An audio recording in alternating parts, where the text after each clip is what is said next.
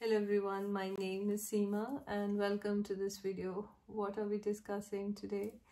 We are still discussing whether you are a part of a toxic family dynamics, and the topic for today's discussion is that the toxic family members are always very lazy and they want you to work as a slave to fulfill all their needs and wants without lifting a finger. I have been there through many and seen it a lot. These toxic family members are so lazy. They don't want to work hard. They think that whatever you do, there must be an easy way to do it, that you're not working hard enough to achieve, because that is their reality.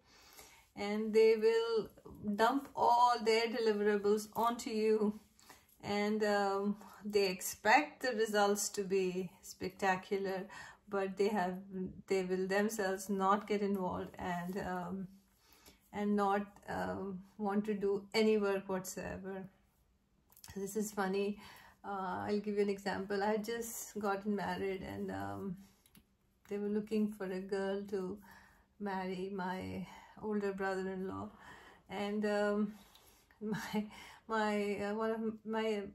of the in-laws was supposed to do the work, but she gave me the charge of, they gave an ad in the newspaper for a possible marriage alliance, and there were so many letters that came back in those days, and I had to go through all of that and physically go through the mail and pick up the best alliances for him, and then give her a short list of girls to look at, and she would then select on who to pursue or not for her son. And that was funny because I myself was in the early 20s. What do I know about world at that age? But it's because somebody else was lazy.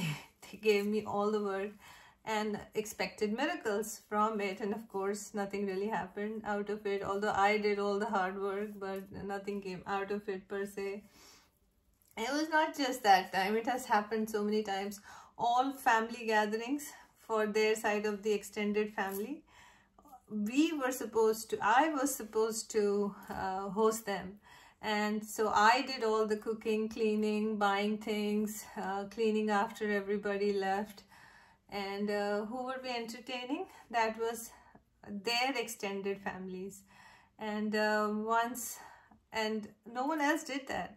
People got things delivered to their home, someone else paid for it, someone else cleaned for them, and it wasn't even done right. And once I stopped doing it, the parties stopped. At least within the first family circle, it stopped. And the rest were always catered and stuff. So the lazy people will always put their work onto you and look pretty themselves. And what did they do in return?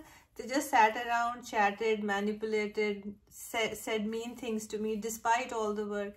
And I had little children and a full-time corporate job to go along with it. And there was no help. There was nothing. In fact, they always thought that by fluke I was doing all that, and that's what was expected out of me through all the things that they were desiring from me, to keep my mouth shut and just keep doing whatever their heart desired, and I would keep working like a slave for them, because that is how lazy they are. That is how they don't want to do the work but get credit for. And even when we were the host, she would pretend like, they would pretend like it was, their home, their thing, they were doing it. It's like they put me in the background so nobody could, talk to me or take credit for it. And once the toxic, I wasn't dealing in the toxic family structure, of course, these things ended, and all the people who came over to our home stopped coming, because now the toxic family members were telling them of how good for nothing I was, forgetting all the time that I had worked hard to host and to be, you know, to go to all these parties and give people gifts and all, and that was all forgotten because again, they're selfish, they are toxic, and it is not good to be in such a setup, because most people will want to carry their own weight. Most people will do their part of, you know, the work, even as, you know, a compassion, kind human being.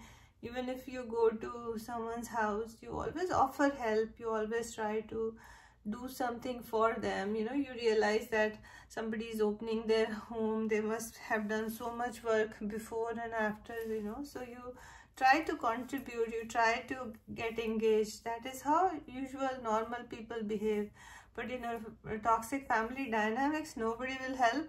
They will see how you are managing and then look for ways to put you down, because if you do a good job, they'll find ways to put you down, and they will manipulate and hurt you and try to take credit for everything that you're delivering.